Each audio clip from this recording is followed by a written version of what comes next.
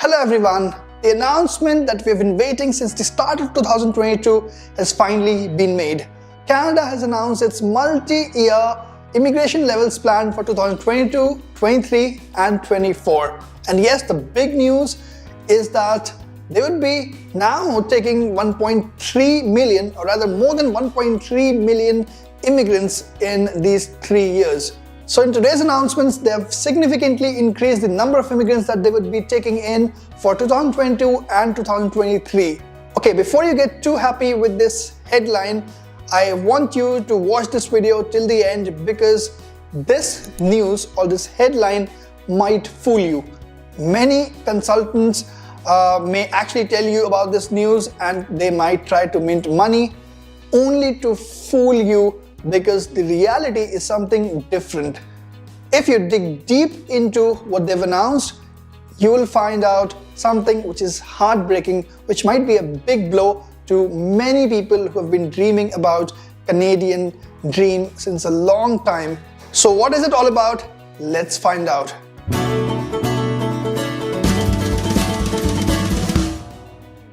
Okay, so this is the 2022-24 immigration level plans that has been released today.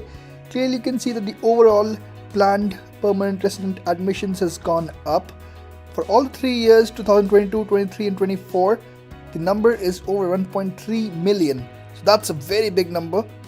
And in the whole schema of things, it looks like Canada is looking to get even more immigrants this year and the next. But when you start to compare this particular plan with the plan that was released last year, then you see some striking differences and unfortunately some heartbreaking ones as well.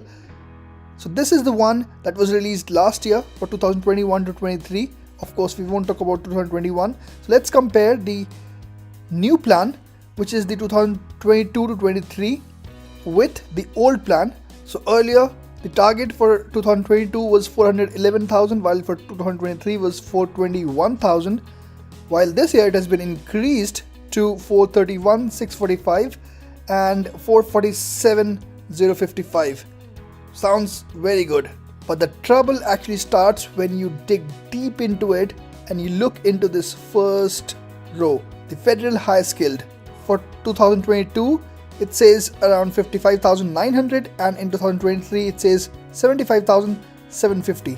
While when you look at the old plan, we can clearly see that the number was 110,500 and 113,750. So in the new plan, they've actually reduced this number to 50% of what it was originally planned for these 2 years.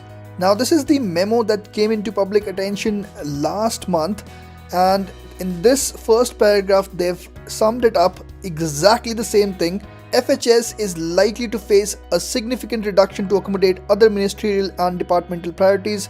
Under the current options, the FHS admission targets could be significantly reduced, with some preliminary scenarios seeing decreases by more than 50% of the 110.5 thousand that was allocated in the previous plan. The reason? TR to PR stream and the resettlement of Afghan nationals. Now this is what is actually depressing.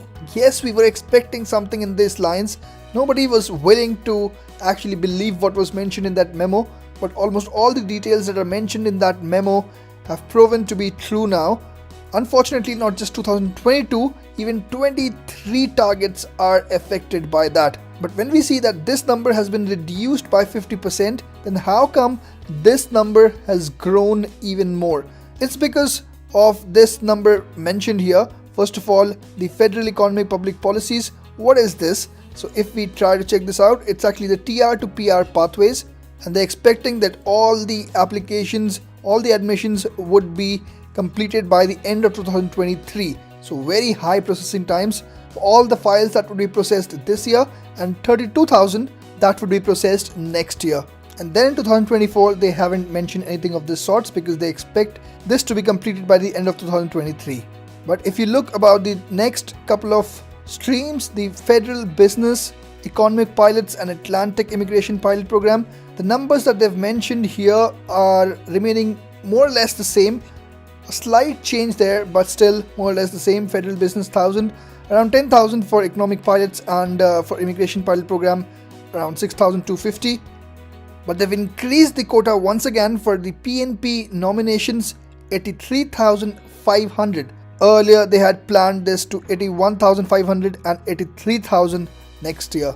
So the total for 2022, which was earlier 241,500, has now been increased. So the reduction of number of applications that we see here has been compensated by the TR to PRs and some of the increments that we see here, and the number remains more or less the same, 241,850, which is just slightly above what they planned last year.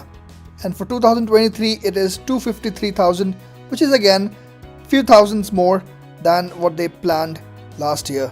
Okay, now for the family category, here for the spouse, parents and children, the number is staying the same as planned last year to 80,000, but for parents and grandparents they've increased it a bit to 25,000. So total number is 105,000. Of course, as mentioned in that memo, the main reason for decreasing this quota is the TR to PR and the Afghan resettlement plan, which was not there in the last year's plan. So if you see the total number of refugees in the new plan, it's mentioned as 76,545, while in the old plan it was only 59,500. So there's this significant increase in the number of refugees that they will be taking for this year and the next as well. Alright, now many of you would be thinking about the consequences of this reduction in the quota. So many of you would actually ask me the same question again: when can we expect the all program draws or the CEC draws? To be very frank with you, as we have seen in the past and in this announcement as well, most of the points that were mentioned in that memo that came into public eye last month, if not all, most of the points have been correct. As it was mentioned in that memo that in the first half of 2022 there should not be any draw. So that might be the case that in the first half of 2022 we might not see any draw. Going further, after that we might see some draws, but I feel personally that those draws might be CEC specific draws. They would give preference to those people who would be in Canada instead of those people who are outside of Canada. I know this might again be heartbreaking for many people. Anyways, we don't know what it would be, so I don't want to comment on it right now, but whenever they actually conduct these draws, it is for sure that the cutoff scores would be very, very high initially, above 500. It was again mentioned in that memo. So I would be talking about increasing your score, or maybe how you can actually create a new strategy to get your Canadian PR according to the changed circumstances. If you want me to create that video, please let me know in the comment section below. I'll definitely try to do that. Okay guys, my job is to bring the right information to you, to do the right analysis and present that in front of you. Whether it's good or bad, whether it's exciting or disappointing, I'll continue doing that. I just wanted to bring the right information in front of you instead of portraying the rosy picture. I do not believe in that. Whatever is the right picture, you should know exactly about that, because I know so many of you have been planning your life based on these critical decisions about the Canadian immigration. Of course, you've been waiting for so long, since 2020 actually, to get an invitation.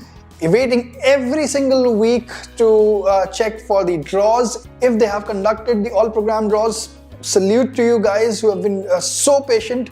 If I was in your place, I probably would have given up. So what could be the new strategy to get PR in 2022? We'll discuss very soon in an upcoming video. If you want to see that video, please do not forget to click the subscribe button.